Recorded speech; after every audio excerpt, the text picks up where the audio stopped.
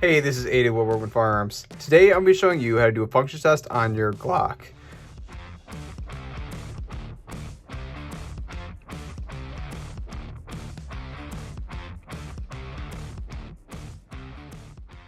Now, the first thing we're going to do before we get started is we're going to clear this firearm.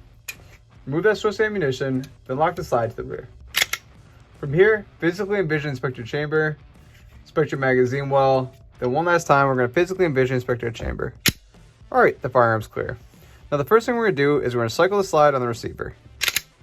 The slide should move freely and the slide should not lock open.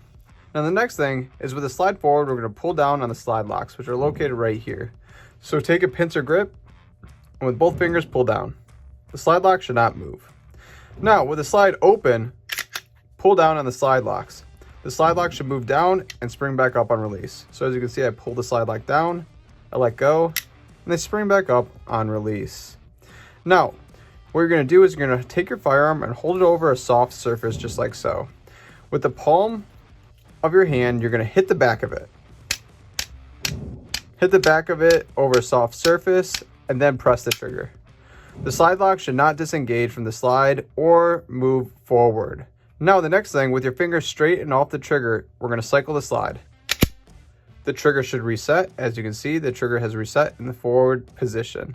Now without pressing the trigger safety lever, try to dry fire the pistol. So right here is your trigger safety lever, and this is the trigger. With two fingers, pull back on just the trigger, not the trigger safety lever.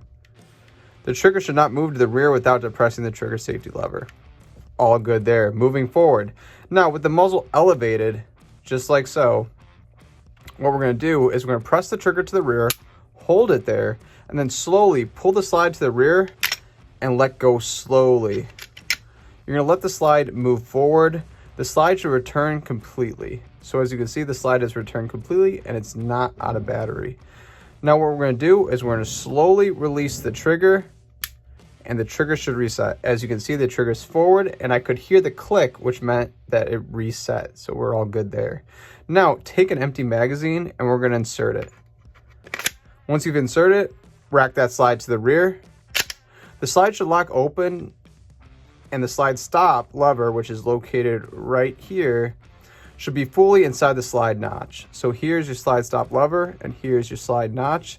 And that slide stop lever should be completely inside the slide notch, as you can see right here. Now pull down on the magazine. The magazine should not come out. Now what we're going to do is we're going to depress the magazine catch and remove the magazine. Magazine should fall freely from the pistol, just like so. Now what we're going to do is we're going to pull the slide to the rear and release it. The slide should disengage from the slide stop lever right here and move forward into battery. As you can see, the slide has moved forward into battery, so we're all good there. Now what we're going to do is we're going to press the trigger. While holding the trigger to the rear, we're going to shake the pistol forward and backwards. Pressing that trigger, shake it forward and backwards.